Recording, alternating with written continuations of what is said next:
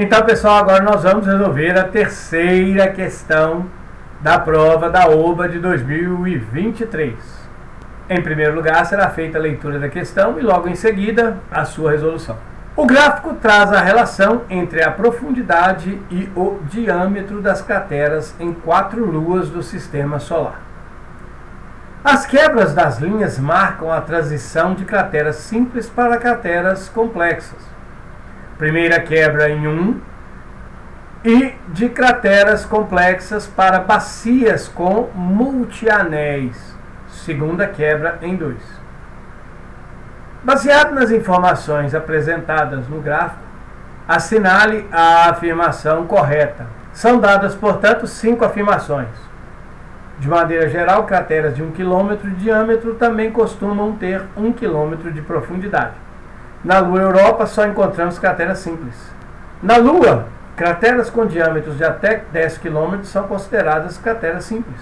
A profundidade das crateras da Lua é sempre maior do que as de Ganimedes. Em Titã encontramos todos os 3 tipos de cratera. Vamos então analisar este gráfico e verificar qual das opções acima é a correta. Nós temos aqui as quebras das linhas. De acordo com a questão, essas quebras das linhas 1 e 2, 1 e 2, 1 e 2, aqui nós só temos a 2. Essas quebras marcam a transição entre crateras simples e complexas e depois crateras complexas e bacias com multianéis. Então a primeira alternativa diz o seguinte, que de maneira geral, crateras com 1 km de diâmetro também costumam ter 1 km de profundidade. Reparem no gráfico, diz o seguinte, na linha vertical do gráfico nós temos a profundidade das crateras em quilômetro e na linha horizontal nós temos o diâmetro da cratera. A primeira questão diz que crateras com 1 km de diâmetro também têm 1 km de profundidade. Vamos ver? Então vejam, o diâmetro de 1 km está aqui, ó, tá certo? Vejam só, eu vou subir aqui uma linha com o diâmetro de 1 km, para todas as duas dá mais ou menos aqui. E eu vou puxar aqui para o lado agora uma linha horizontal, pegando aqui no meio, e vejam, a profundidade para as crateras que têm diâmetro de 1 km não é 1 km. Se a gente observar aqui no gráfico, ela está entre 0,1 km e, no caso, 0,2 km. Nós podemos, de cara, já marcar essa primeira alternativa como sendo uma alternativa falsa. Na Lua Europa, só encontramos crateras simples. Lembrem-se que, de acordo com o enunciado, as quebras das linhas, a primeira quebra é a transição de cratera simples para complexa e a segunda de complexa para multianéis. Então vamos aqui. A Lua Europa é aquela que está marcada aqui pela linha verde. A linha verde começa aqui embaixo, sobe, quando chega aqui, ó, nesse local nós temos uma quebra, a primeira quebra. O que é a primeira quebra? É a transição de crateras simples para crateras complexas. Então a Europa tem crateras simples e tem também crateras complexas. Repare que aqui, ó, nesse ponto, nós temos outra quebra da linha verde, que corresponde à Europa. Então lá a Europa tem cratera complexa, mas tem também multianéis. A segunda afirmação diz que na linha Europa só tem crateras simples. Essa afirmativa está incorreta. Portanto, trata-se de uma afirmação falsa. Terceira afirmativa. Na Lua, crateras com diâmetros de até 10 km são consideradas crateras simples. Vamos ver. A linha da Lua é esta linha escura, essa linha preta que aqui aparece, tá? Vejamos então o seguinte. Diâmetro de 10 km está aqui. Se a gente subir uma linha, né, a partir desses 10 km, nós vamos chegar aqui, ó, beleza? Então, se a gente observar bem, uma linha vertical vai dar exatamente, ó, para crateras com diâmetro de até 10 km, nós vamos chegar aqui na quebra, que marca, essa quebra 1 marca a transição de crateras simples para crateras complexas. Então, de fato, para crateras que estão abaixo de 10 km de diâmetro, nós temos que todas elas são consideradas, então, como crateras simples. Isso mesmo.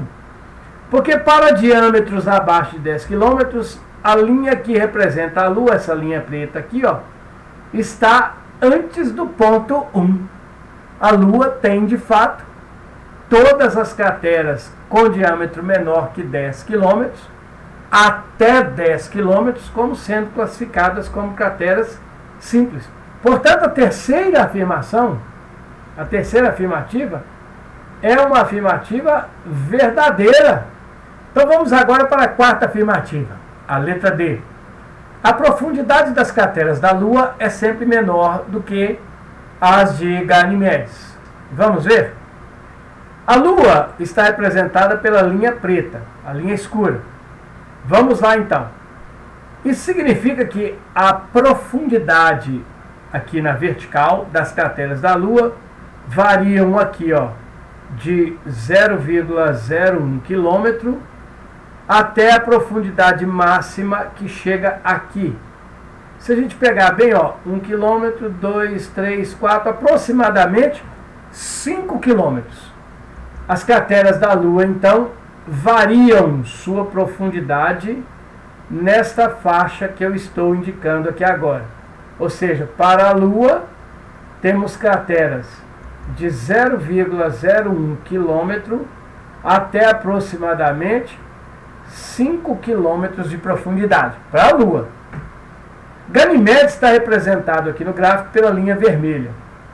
Se observarmos então as profundidades das crateras de Ganimedes, nós temos crateras que variam de 0,2 km aproximadamente, até crateras com profundidade de, aqui é a máxima profundidade, nós vamos chegar aqui, ó, em torno de 1,5 km, aproximadamente. Então as crateras de Ganimedes têm profundidades aqui, ó, nesse intervalo, de 0,2 km até aproximadamente 1,5 km. A afirmação diz que a profundidade das crateras da Lua é sempre menor que as de Ganimedes. Não é não. A profundidade da Lua chega de 0,01 km a 5 km. De Ganimedes vai de 0,2 até 1,5 km. Então a Lua tem crateras mais profundas do que Ganimedes. A letra D é, portanto, uma afirmativa falsa. E por último, em Titã existem os 3 tipos de cratera.